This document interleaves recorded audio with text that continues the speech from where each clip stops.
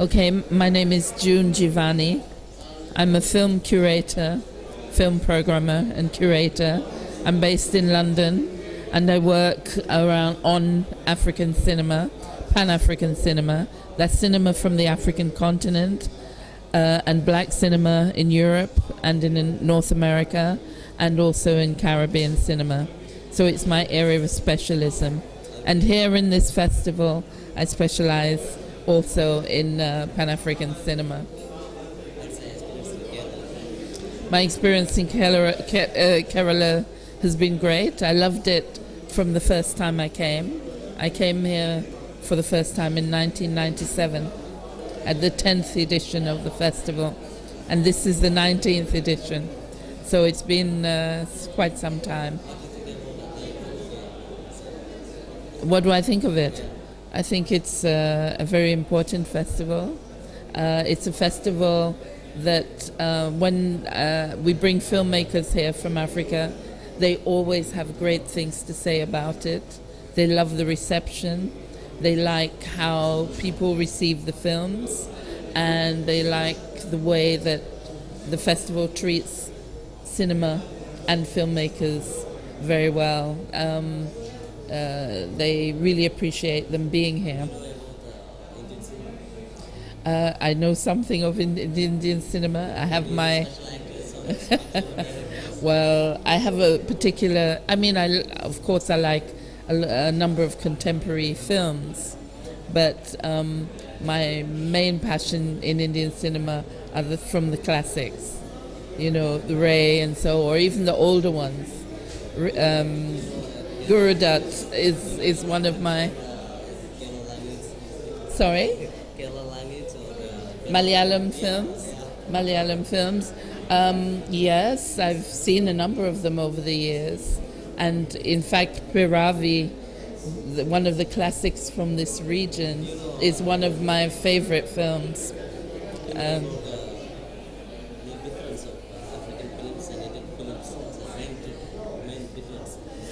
Whew, big difference. But you know, it shouldn't be so different because, you know, Africa in the years leading up to Africa starting its own cinema, Africans all over the continent were consuming Indian films.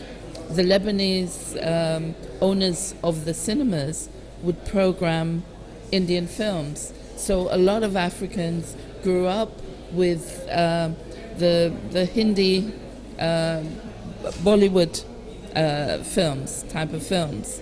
So melodrama and the way it's used in Indian films, you can see some of it also in African films. Not wholly, but that is, it's a culture that in Africa we're very close to. And in the Caribbean, of course, because there are a number of countries that have large Indian populations in East Africa as well. The stories are very important, yes. The stories are very important. Although, you know, now we have a phenomenon that they call Nollywood in Africa. Of course, we had Hollywood and Bollywood, and now there is Nollywood. Do you know where Nollywood is from? Which country? Which country produces Nollywood? No, Nollywood. It's Nigeria. Nigeria, and that's because it's one of the most prolific countries producing cinema in the world now. A lot. They produce a lot. They surpassed Bollywood at one point in the number of films they produce in a year. And they produce a lot of low-budget movies initially for their home market, but it's So they now produce a lot of movies that are now consumed all over the world.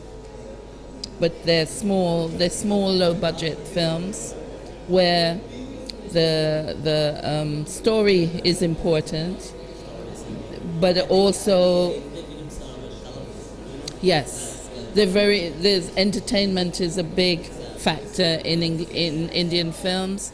But India is a country. We're talking about Africa. Africa is 52 countries, and Africa doesn't have one type of movie.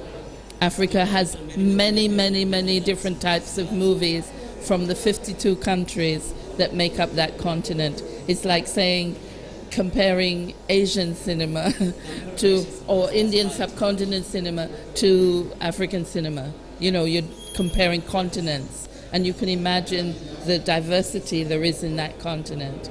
So it's very different, and you will find everything there.